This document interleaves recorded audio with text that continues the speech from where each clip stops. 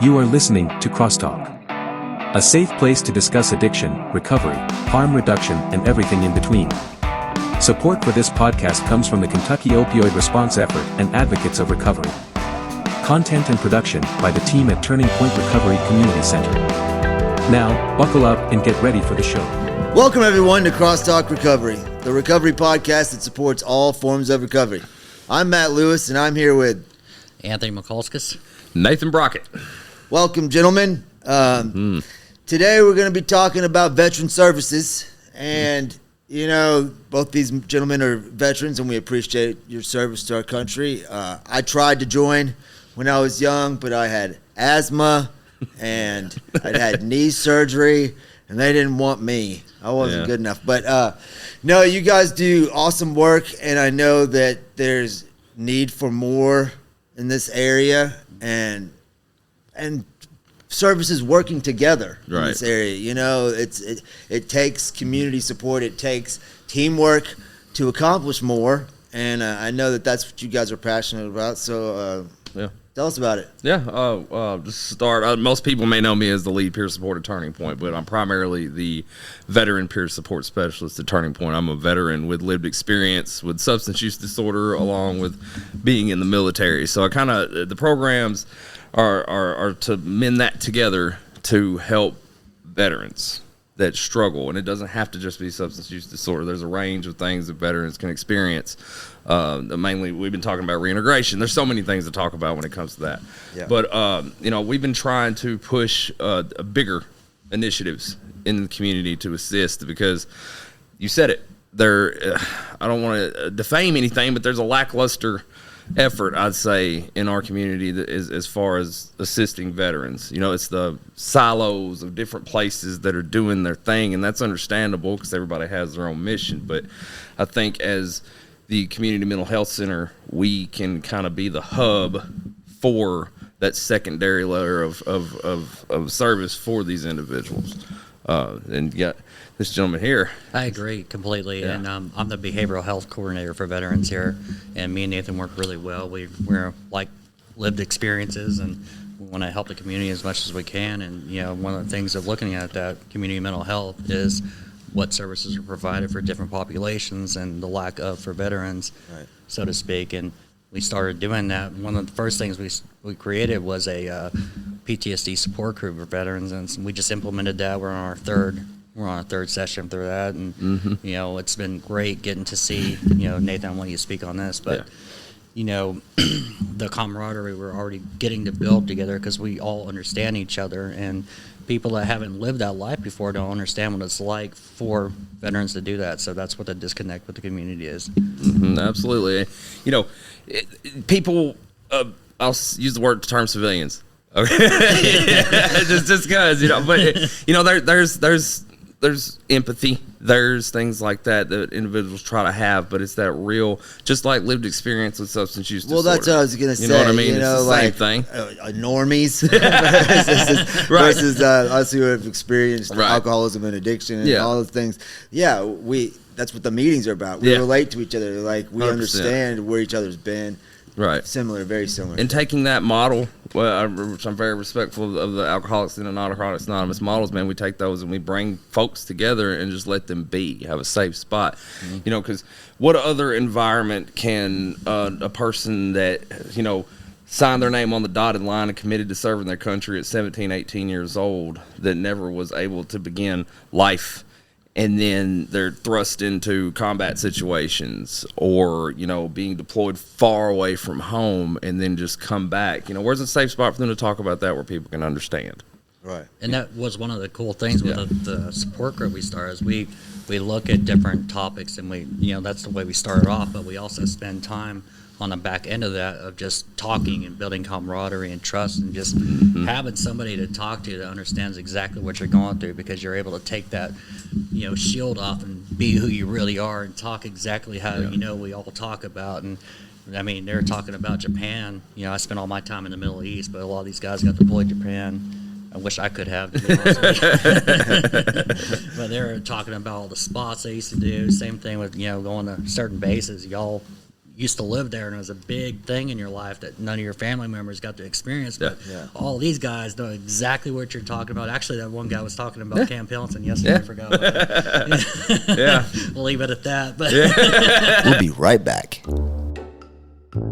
Hey y'all, did you know it's illegal to own just one guinea pig in Switzerland because they get lonely? Here at Turning Point, we don't want you to ever be lonely either. That's why we are open 7 days a week from 8 a.m. to 8 p.m. Always feel free to come hang with our friendly staff, and don't forget your guinea pig. We're located at 415 Broadway Street, downtown Paducah. Did you know that recovery from substance use disorder and mental health go hand in hand? That is why the caring and compassionate mental health professionals at Four Rivers Behavioral Health in Paducah are here to help you find your balance. They are proud of you for making the changes necessary to live a healthier life and would love to see you reach your full potential. Give them a call at 270-442-7121 or stop by the downtown location at 425 Broadway in Paducah, Kentucky.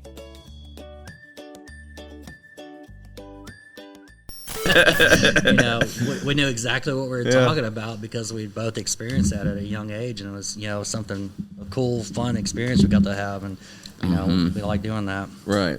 And I think a big thing to highlight that I've always, I might be beating a dead horse here, but as people that served in the military, we're basically taught not to be vulnerable, not to just rub dirt on it and just get past it, suck it up, adapt and overcome. And then you're thrust into this life of financial strain, relationship strain, all of these things that you're trying to deal with on top of the stuff that you brought back home with you.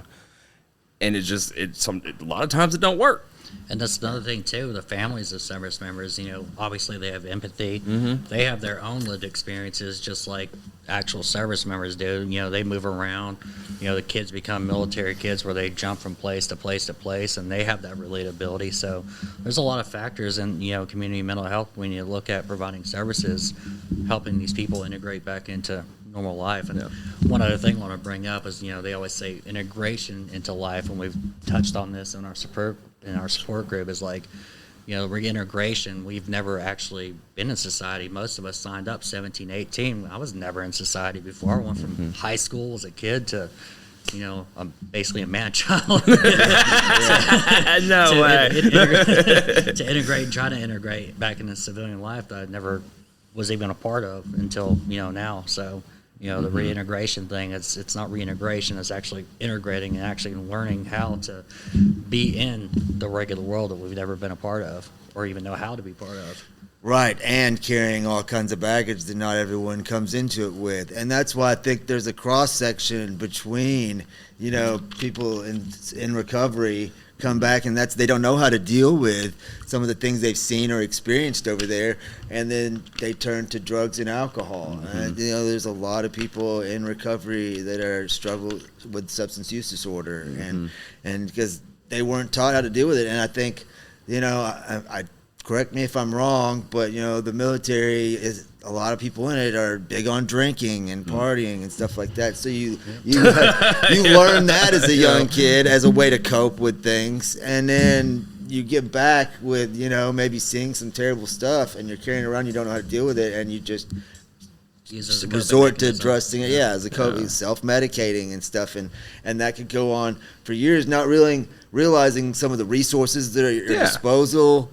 And how, sometimes from just watching Nathan try to help people, I know that sometimes those are hard to get, those resources, and you got to jump through a lot of hoops. And I think maybe that's what you guys are also trying to do, is facilitate that process for people and help make it easier for them. Yeah, and you're right about, drinking is a huge part of our traditions. Legitimately, we have, the Marine Corps is founded in a bar. We have our yearly balls where everybody goes and drinks, and it's a tradition. Even though you're not supposed to drink, they still do it. And there's just like, if you get in trouble, you're going to get in trouble, even though everybody does it. It makes no sense. Kind of like a lot of the military did, but culture. And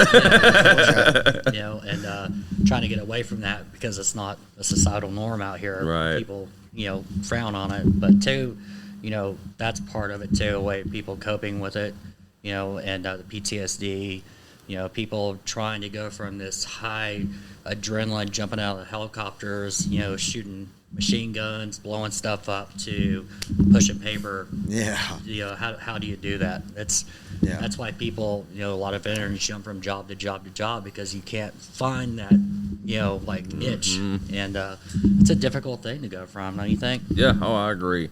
And as far as, you touched on a good point there. It's not that, veteran services are difficult, I'd say, to access, really. It's that, it takes time, and especially for the individuals that may not have, a good character of discharge, things like that can be barriers for folks that are trying to receive some kind of treatment.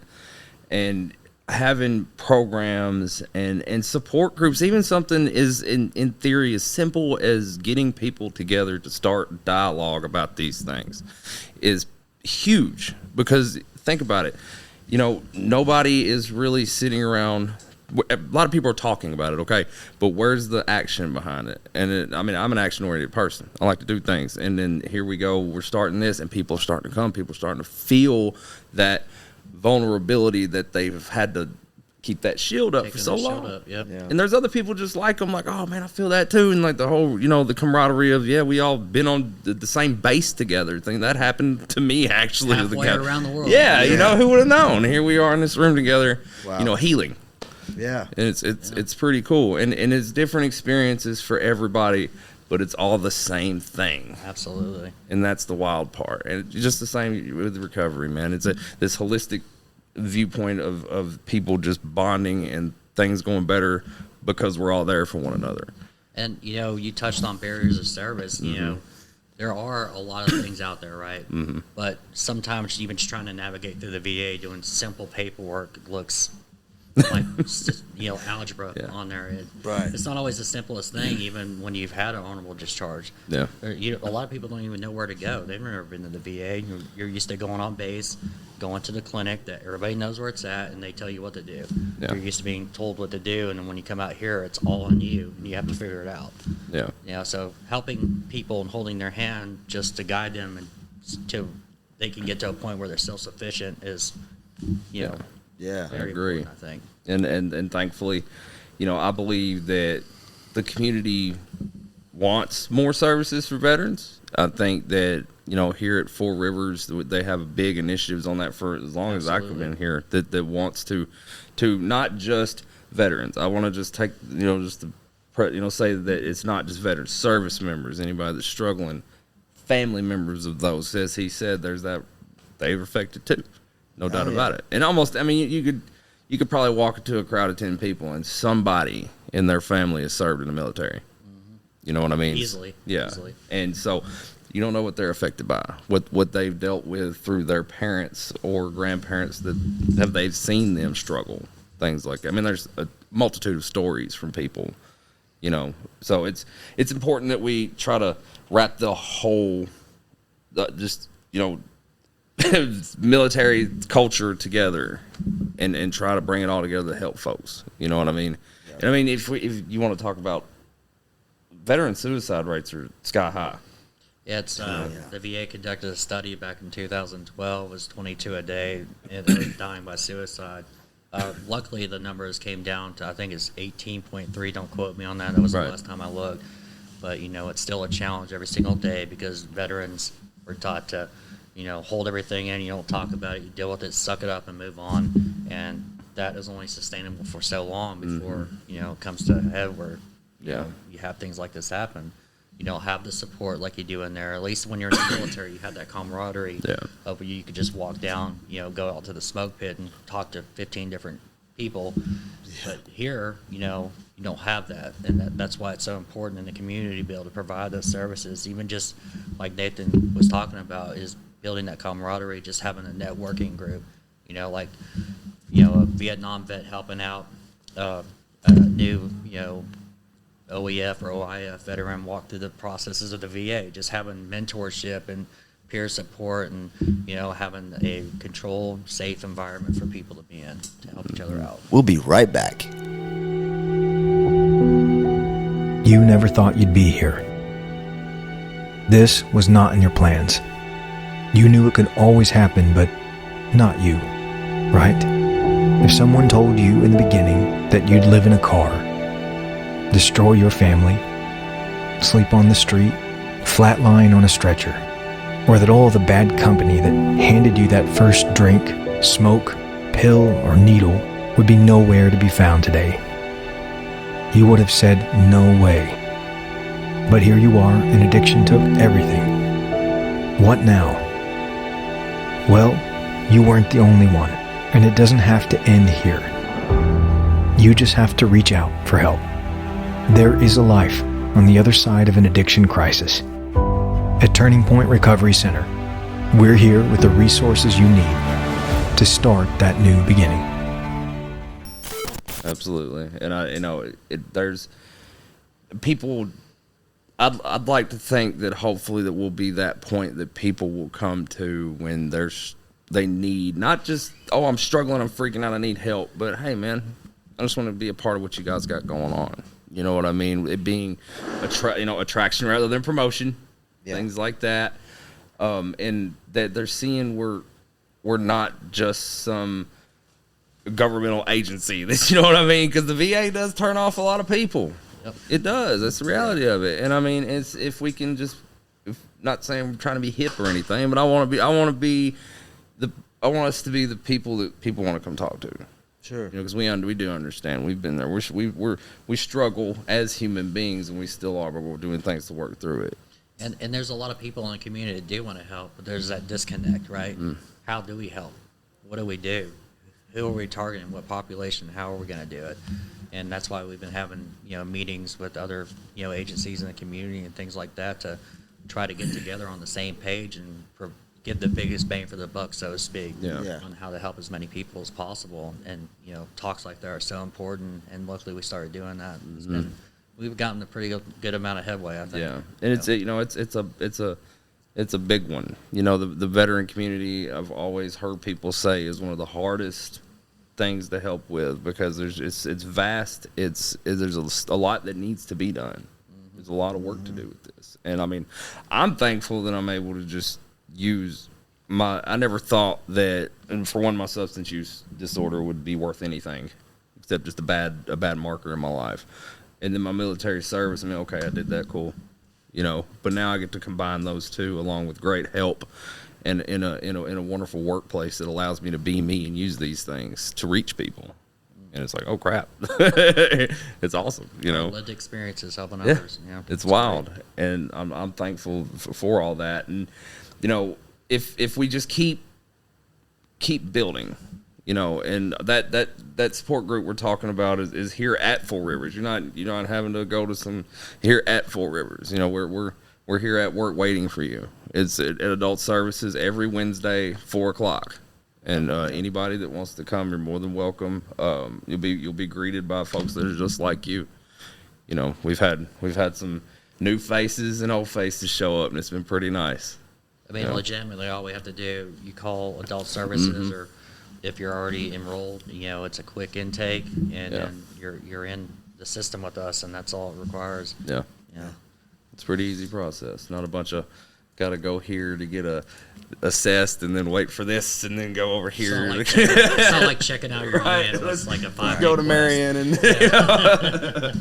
it's just you guys are just about creating awareness about it right now, getting the word out, and hopefully you get a good response to. I mean, you've already seen a good response, but to get more people involved in that, man, and I think that it's important for in this political climate, and sometimes people get divided over that, and what these people are, have sacrificed for our country and our freedom, and that's what's important. Whatever you believe politically or any of that shouldn't matter. That these people are trying to do things that they believe is right, and they deserve the support that is being offered. And it's an important part of what is going on, and you guys are an important part of that as well, like getting the word out and trying to help and give back in that way, and it helps you, just like in recovery, giving back and helping somebody else helps us. It's the same thing, to see people.